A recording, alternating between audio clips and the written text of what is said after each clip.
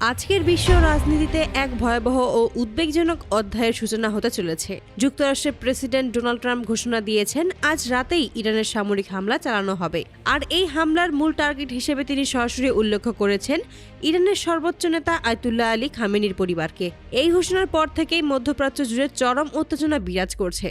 আন্তর্জাতিক মহল আশঙ্কা করছে এই হামলা কেবল ইরান যুক্তরাষ্ট্র দ্বন্দ্বে সীমাবদ্ধ থাকবে না, বরং এটি একটি বড় ধরনের বৈশ্বিক সংঘাতের দিকে বিশ্বকে ঠেলে দিতে পারে। সম্প্রতি ইরানে শুরু হয় তীব্র মূল্যস্ফীতি ও নিত্য প্রয়োজনীয় পণ্যের লাগাম ছাড়া দামের বিরুদ্ধে ব্যাপক গণ আন্দোলন। চাল, তেল, গ্যাস, ওষুধ সবকিছুর দাম সাধারণ মানুষের নাগালের বাইরে চলে যাওয়ায় রাস্তায় নেমে আসে হাজার হাজার মানুষ।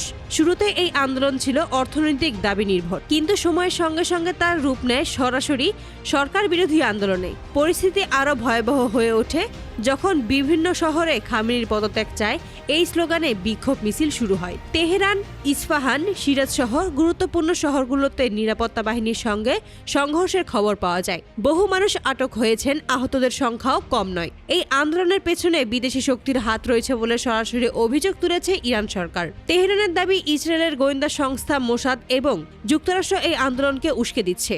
সরকার পক্ষের ভাষ্য অনুযায়ী এটি একটি রেজিম চেঞ্জ অপারেশনের এর অংশ। ঠিক এই উত্তাপ পরিস্থিতির মধ্যেই ট্রাম্পের বিস্ফোরক ঘোষণা। ট্রাম্প বলেন ইরানে গণতন্ত্র ফিরিয়ে আনতে এবং সন্ত্রাসবাদের মূলে আঘাত হানতে আজ রাতেই সামরিক অভিযান চালানো হবে। তিনি আরও বলেন এইবার লক্ষ্য শুধু সামরিক স্থাপনা নয়, খামেনি পরিবারও আমাদের প্রধান টার্গেট। এই বক্তব্যের পর বিশ্ব রাজনীতিতে তোলপাড় শুরু হয়। ইরান পাল্টা প্রতিক্রিয়ায় জানিয়ে দিয়েছে যদি হামলা হয় তার জবাব হবে আরও ভয়াবহ। ইরানের সামরিক মুখপাত্র স্পষ্ট ভাষায় বলেছেন হামলার বিপরীতে হামলা হবে, কাউকে ছাড় দেওয়া হবে না।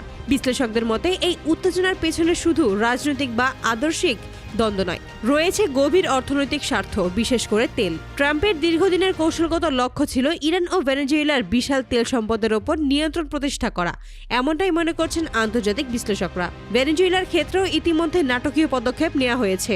ভেনেজুয়েলার প্রধানমন্ত্রীকে ডেল্টা ফোর্সের অভিযানে তুলে এনে যুক্তরাষ্ট্রের নেওয়ার ঘটনা বিশ্বজুড়ে ব্যাপক আলোচনা জন্ম দিয়েছে। এবার অনেকের মতে ট্রাম্পের পরবর্তী টার্গেট ইরান। ইরান বিশ্বের অন্যতম বৃহৎ তেল ও গ্যাস মজুদের দেশ।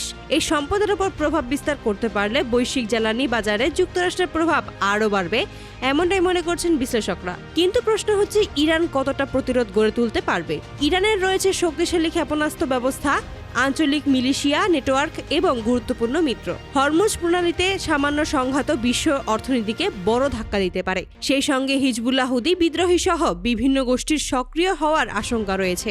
সবচেয়ে বড় আশঙ্কা এই সংঘাত কি তৃতীয় বিশ্বযুদ্ধের দিকে এগোচ্ছে। অনেক আন্তর্জাতিক পর্যবেক্ষক মনে করছেন ইরানের সরাসরি সামরিক হামলা হলে রাশিয়া, চীন সহ অন্যান্য শক্তিধর রাষ্ট্রগুলো অবস্থান নিতে বাধ্য হবে। ফলে একটি আঞ্চলিক যুদ্ধ দ্রুত বৈশ্বিক রূপ নিতে পারে। এই মুহূর্তে গোটা বিশ্ব তাকিয়ে আছে মধ্যপ্রাচ্যের দিকে। আজ রাতের ঘটনা প্রবাহ শুধু ইরানের ভবিষ্যৎ নয়, বরং পুরো বিশ্বের ভাগ্য নির্ধারণ করতে পারে। আপনার কি মনে হয়, ইরান কি এই হামলা প্রতিরোধ করতে পারবে, নাকি বিশ্ব আরো বড় এক যুদ্ধের দিকে এগিয়ে যাচ্ছে? আপনার মূল্যবান মতামত কমেন্টে জানান। এই ধরনের গুরুত্বপূর্ণ আন্তর্জাতিক সংবাদ পেতে আমাদের চ্যানেলটি সাবস্ক্রাইব করুন। ধন্যবাদ।